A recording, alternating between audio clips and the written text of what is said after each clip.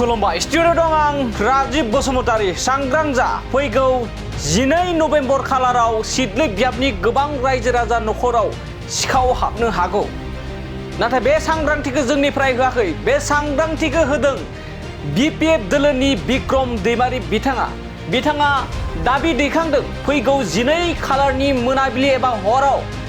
सिदलि बियाबनि रायजो राजानि नखर सिखाव हाबनो हागौ नाथाय बे सिखावा माब्रै जागोन बेखौबो बिथाङा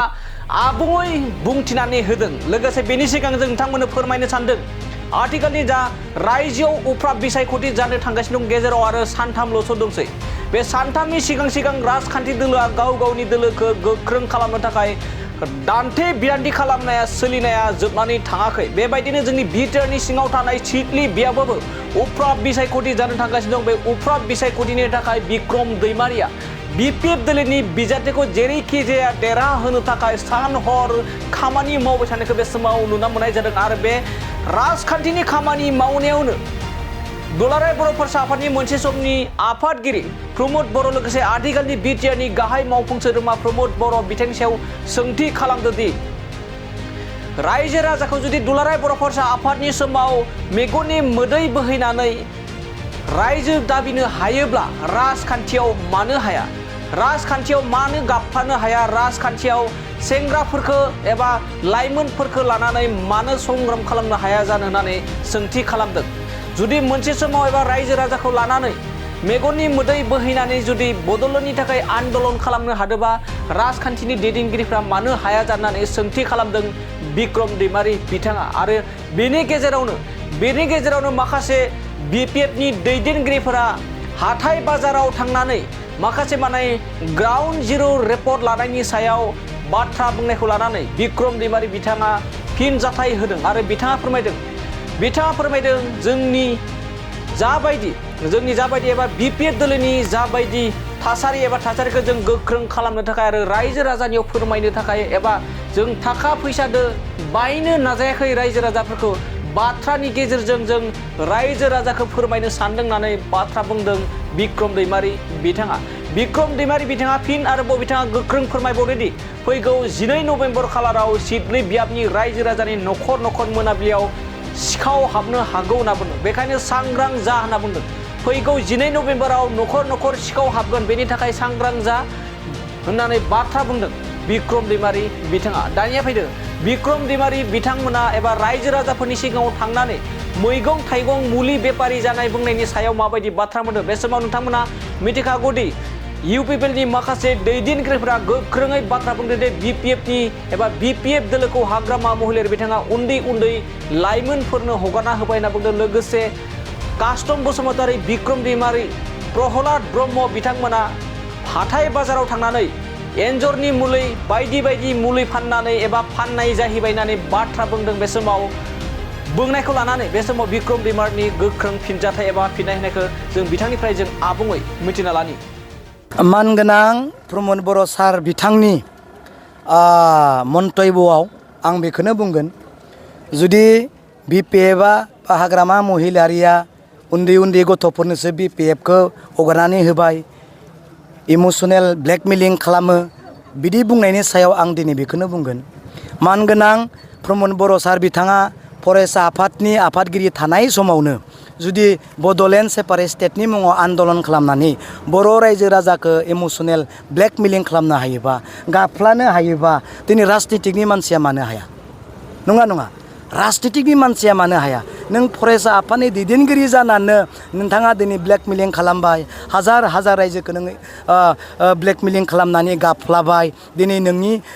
नोंखौ दिनै फोथायनानै दिनै रायजोआ नोंनि उन हाजार थांदोंमोन नाथाय बेफोर गासैखौबो नोंथाङा दिनै खनसेयावनो फोजोबबाय दिनै आं हाजार बार बुंगोन दिनै खैफोदनि समाव आइमोननि मादैमोननि खैफोदनि समाव आसामनि मिनिस्टारफोरखौ मानगोनां प्रमद बर' सारा लेंहरा न'खरा जेब्ला बायफ्लाङो हाथि बोजोन गाथार जायो सोरबा बुथार जायो इभिकसन समाव जेब्ला न'फोरा गिर्जा न'फोरा मन्दिरफोरा बाथौफोरा जेब्ला हुख्रेम जायो बै समाव आसामनि मिनिस्टारखौ मानगोनां प्रमद बर' सारा लेंहरदोंमोन लेंहराखै नोंसोरनि दुखुनि समाव लेंहराखै अब्ला दिनै जों बुंनो हायो अकल भटनि थाखाय 1000 2000 होनानै दिनै भट बायनो थाखाय आसामनि मिनिस्टारफोरखौ मानगोनां प्रमद बर' सारा लेंहरो दिनै जुदि रायजोआ सोंदोंना दिनै असमनि मिनिस्टारफोरनियाव रायजोआ सोंनो हादोंना रन्जन दैमारा बबेयाव दोङो दिनै रायजोआ सोंनो हादोंना दिनै स्कुल कलेजआ मानो सरकारि जायाखै दिनै रायजोआ सोंनो हादोंना दिनै सेंग्रा सिख्लाखौ आर्मि मिलिटारि पुलिसाव सोगोन होननाया दिनै सोबायना बेफोरखौ सों दिनै रायजो राजाया आसामनि मिनिस्टारफोरनियाव सों प्रमद बर' बिथारनियाव सों बिनि थाखाय जों खावलायदों असमनि मिनिस्टारफोरखौबो जों खावलायदों नोंथांमोना दिनै हुजग खालाम जोंनि बिटिआरआव दिनै आर्थिक अबस्थाया गाज्रि जाबाय बेनिखायनो जों हाजार बार बुंगोन मानगोनां प्रमद बर' बिथांखौ जों गाज्रि मोना नोंथांखौ बाहायनानै दिनै हाजार कौटि सानख'नो हायै फैसा जोंनिफ्राय लाना थांबाय जोंहा बेयाव दुखु दङ दिनै 3 बोसोरनिबो बारा 3000 पस्टखौ दिनै जब्द खालामनानै लाखिबाय कौटि फैसा दिनै जोंहा बरबाद जाबाय सेंग्रा सिख्ला दिनै गोग्लैनानै थाबाय दिनै बेफोरनि थाखाय जोंहा दिनै दुखु दङ जोंनि गासै एडमिनिस्ट्रेटिभ सिस्टेमा दिनै गाज्रि जालांबाय बिनि थाखाय जों प्रमद बर' बिथांखौ जेसेबां दिन बे बिटिआरआव सिफ जानानै थागोन बिथाङानो दिनै बे आर्थिक अबस्थानि गाज्रिनि जाहोन बिनिखायनो जों बिथांखौ गोनिफ्राय दोनथ'नानै फोजोबनो थाखाय नङा एसे साइडआव दोनथ'नानै जों दिनै आर्थिक अबस्थाजों लोगोसे बिटिआरखौ बा बिटिसिखौ जोङो उन्नति खालामनो थाखाय जोङो आवगायलांगासिनो दङ बेनि गेजेरजों मोनसे सोंथि नोंथांमोना फैगौ बाय इलेक्सनखौ लानानै बाजार रेलि खालामनायखौ बिटिआरनि सासे गोख्रों पिएम रनजित बसुमतारी बिथाङा बिपिएफनि कर्मिफोरा बाजाराव अमा गुन्थुथि आग्लायनाय अमा आसिखौसो नागिरदों होननानै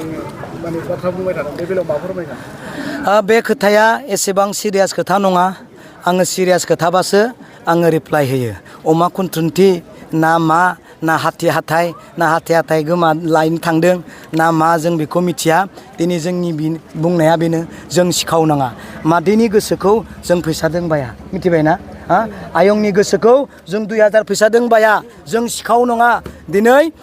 फैबाय थानाय 12 तारिख महरनि गेजेराव मोनफ्रोमबो न'खराव सिखाव हाबगोन बे सिखावा जाबाय मानसिनि गोसोखौ खावग्रा सिखाव दिनै माबा थाखा फैसा खावग्रा फैसा नङा बियो होग्रा सिखावसो बिनिखायनो बे सिखावनिफ्राय बर' रायजो राजाया जोंनि बिटिसि रायजोआ दिनै बासायनानै जेन थायो मानगोनां